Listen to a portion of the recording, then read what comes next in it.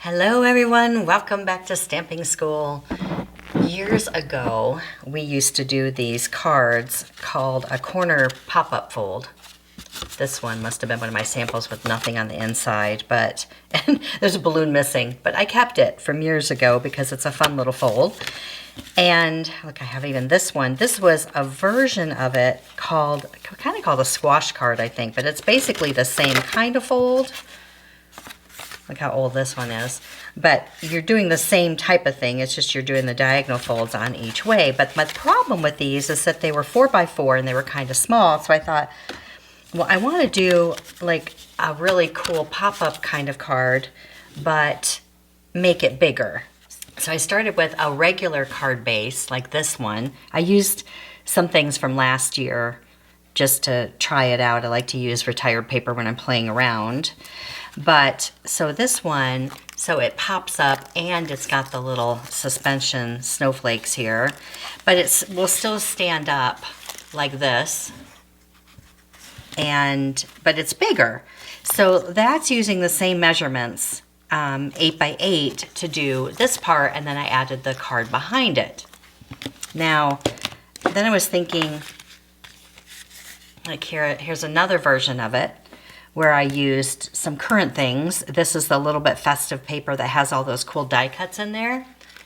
And I did the same thing. I did 8x8 for the designer paper, and I'll show you how to do that. But then I sort of had an epiphany, and I was like, well, why can't this be taller? And then it could be the whole thing, right? So even though this is cool, and this saves on designer paper because it's only 8x8 for the inside piece, this is solid, and then I thought, well, duh, I'll just make this one taller and make this one 4x4 so that it covers the whole card. So then I did this one that's using this really cute otter paper that's coming out in the online exclusives on November 5th.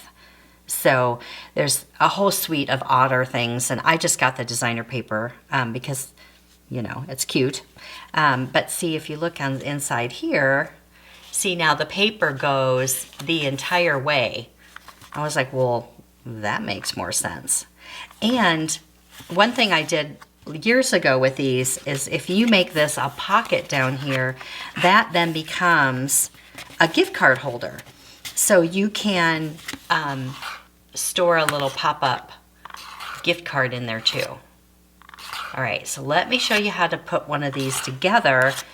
And I'll show you both ways of the 8x8 and the larger piece that covers the whole paper. But it's a really fun card to make. So the first one I did, which is like this style, where the paper is just 8x8. So it's 4, 4, 4. So it's a panel, a square panel here. So if you want to do the 8x8 version, or this will also do like this little card. It'll also do this, okay?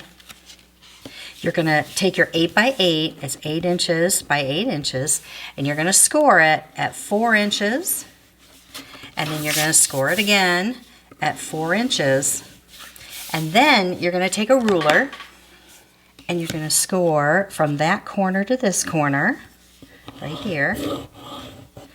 And then you're going to cut this right here. Now you can do that with scissors if you're careful, or you can put it back in your paper cutter. I'll show you how I do it on the larger one. So this is what it should look like. So you've got this one folds like this. I do this on copy paper when I'm playing around first, just so that I don't waste all my paper. But you can try it on copy paper first if you want to. So this folds in. This folds in. So everything folds in, so you got it all scored, okay? And then this one comes in, and this one comes up, and that's what creates this fold. So let me do that again so you can see it, okay? So basically you're only using these 3 panels. So this comes in, this gets glued up, and then you're left with this. And that's how it folds, and that's how it stays open, you know, for display.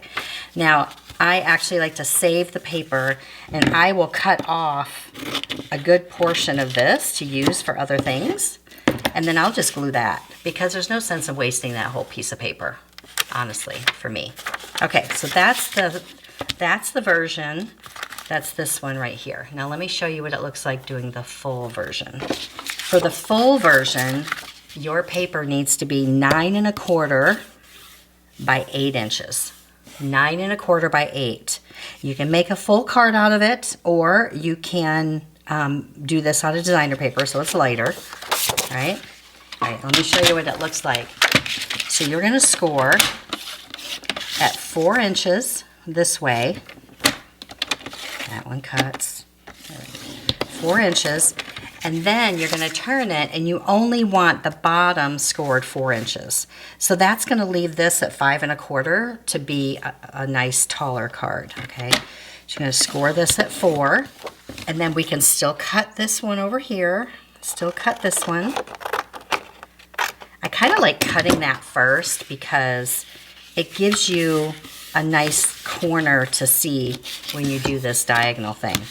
All right, and then you need to score from here, one corner to the next. You need to score that really well right there. Now remember, when you're doing designer paper though, you have to be more gentle because it's thinner. So you don't want to hear the when you're scoring. You want a nice gentle score lines.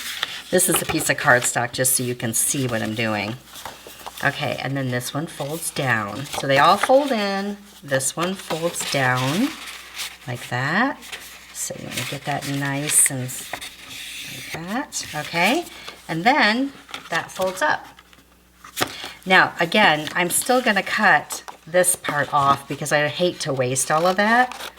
So then the only part that you're going to glue is that little part right here. And I would say before you glue it down, you know, make sure that you like it. You know, kind of make sure that all your edges line up nicely, right? Use your bone folder, make sure everything's good. And then you're only going to put glue on this flap right here. And then that goes right there. And there is your insert for your card. Like, you could make that the whole card too.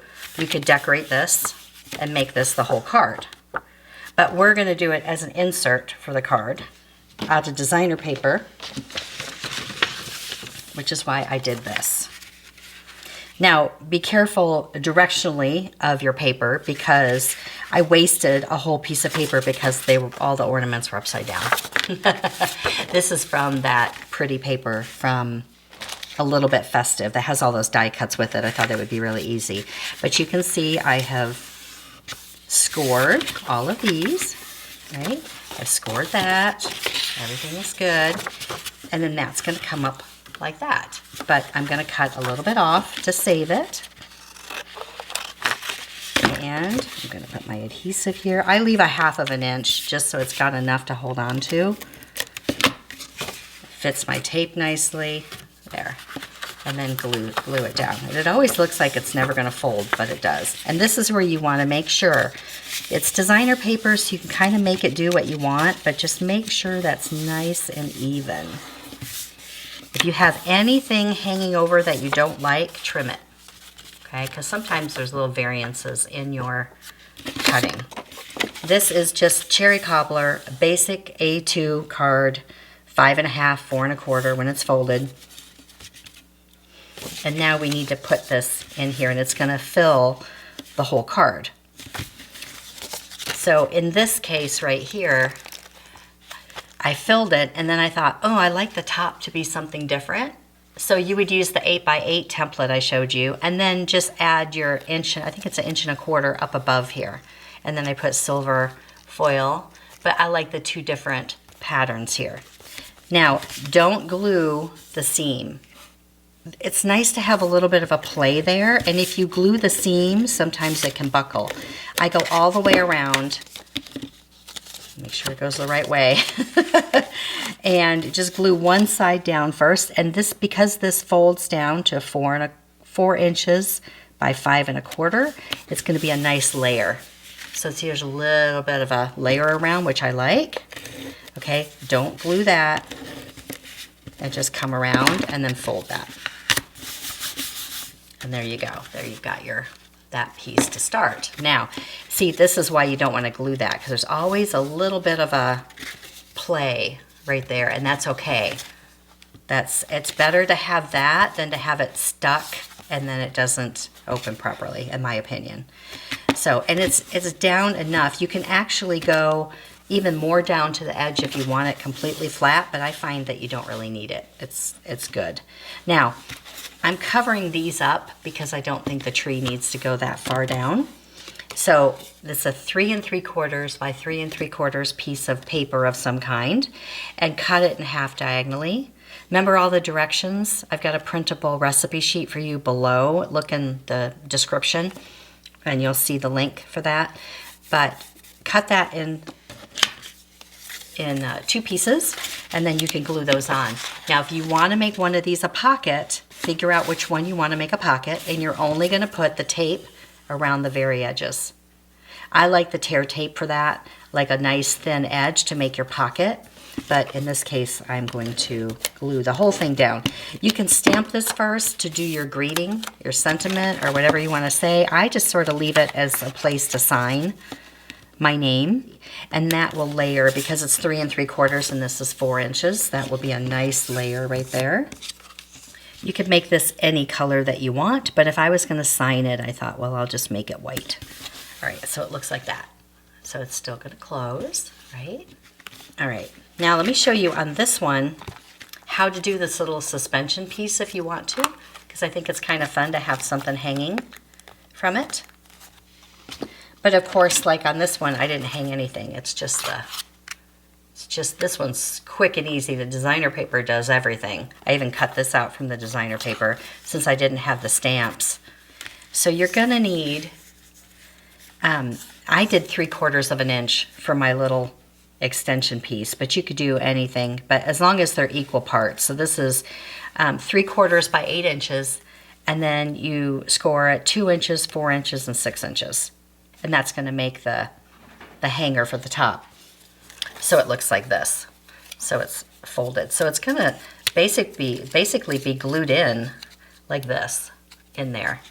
So center fold, fold it down, and you're only going to put adhesive on these 2 pieces at the end. So here and here on the design part. So you've got these 2 won't have any adhesive, these 2 do. Fold it together. I did the same designer paper so it kind of disappears. And then just stick it in there, right there, and close it. And because of the size, it should not poke out. See, and there's your little piece. So you can kind of see the design behind it, but that's that. You just don't want it to be longer because you don't want it to poke out.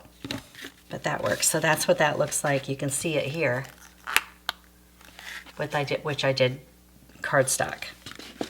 Okay. Now, if you want to do like little pop-up things, so watch this. So there's a little, see that little guy right there? There he is. It's a little square. So when I close this, it pops up and down. See that? Now, you could just put dimensionals, but I really like that it sticks out. I think that's fun.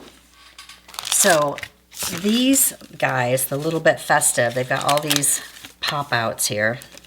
This one will do the truck. So just to make it disappear, I did another piece of this. But the width of this for your little square determines how far it comes out. I only really want it to come out about 1/2 inch. And I don't measure this, but I just sort of start folding. That's about 1/2 inch or so. 1, 2, 3, 4. 4 folds and cut. And then when you open it up, you've just created a little cube that you're going to glue together. And that is your little pop-up. So you just put the glue once here. Put that together. And then I just make sure it goes in both directions. Right. So here's your little cube, and when you want it to pop out, it has to be down, if you can, it should really be down as close to the bottom as you can get. So I'm going to put it down here, glue it down right here by the tire. Okay, so it's nice and flat. And then you're going to flatten it out, and you're going to put glue on the top and bottom here. But you don't want any glue on this part. because if you do that, it's gonna stick together, right? So you just want the glue here and here on that little cube. You can just do dimensionals. You don't have to do the whole thing, but I tell you what, it's so darn cute when they close and open it and it pops up and down. Oh, he's doing a little wheelie. I need one more little one down here. He's popping a wheelie. All right, let me show you on the tree. One more. Now, let's say the tree, we don't want it to come out as far. You can just put dimensionals on the back or just make this smaller. Okay, 1, 2, 3, 4. I did the same paper. You could do cardstock, you could do whatever, but I did the same color just so it kind of disappears slightly. Okay, glue that together. So you make your little cube. There's your little piece. Now we're going to put that on the tree right down here at the bottom. Make sure your glue doesn't go beyond the paper. Okay. Close it, make sure it's nice and flat, and then put the glue on those two little panels there. So it looks like that, sticky. So let me get up closer. Sticky, sticky, okay? And we'll put that over on this side. On the bottom and on the side. So it's glued on the bottom and it's glued on the side. So cute, okay? Cute, cute. All right. I had to go back and fix my little truck. So I put 2 on there. 1/2 inch is pretty much, that's pretty good. That's probably what you want, is about 1/2 inch. Okay, I've got those stuck on there. It's a little busy. I might put some other things up here. The paper's a little busy compared, but by the time you add all your parts and pieces, it's pretty good. Now if you want to dangle something from this, which is why we put this on here, Stampin' Up! Has this little set of dies. It's $13 for these 2.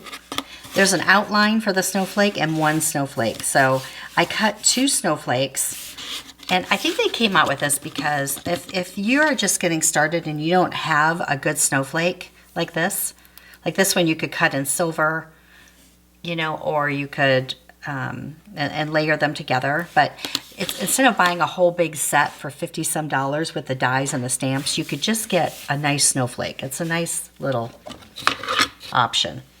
Anyway, you could do silver or gold thread or some kind of thread. Go to your sewing kit, whatever you have.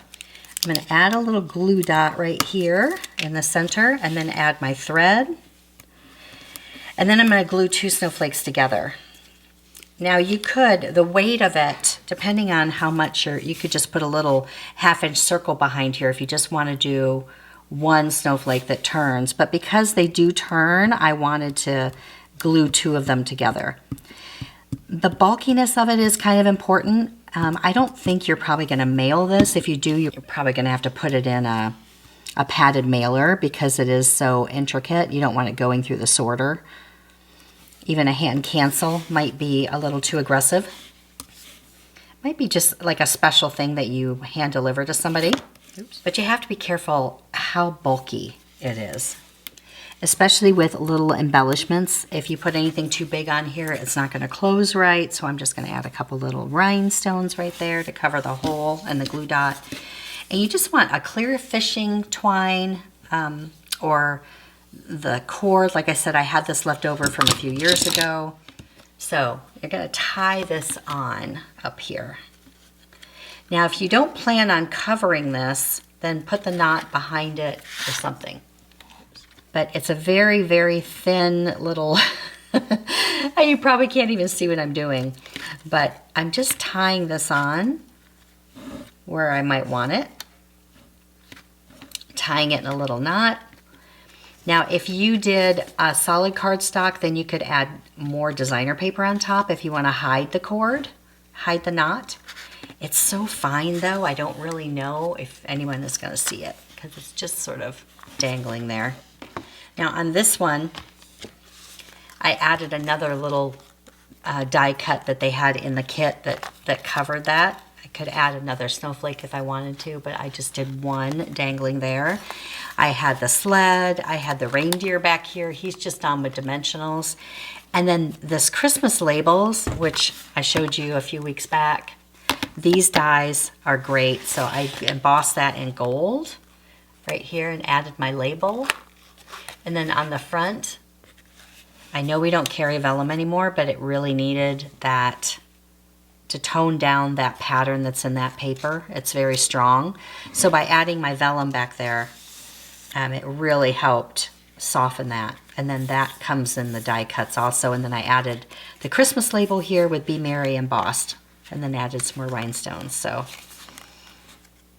I think I almost like this one at the 8 inches instead of this one that goes all the way up. I think you have to just look and see what pattern is going to be, you know, too strong, or like this is just right because you've got the balance of the cardstock up top.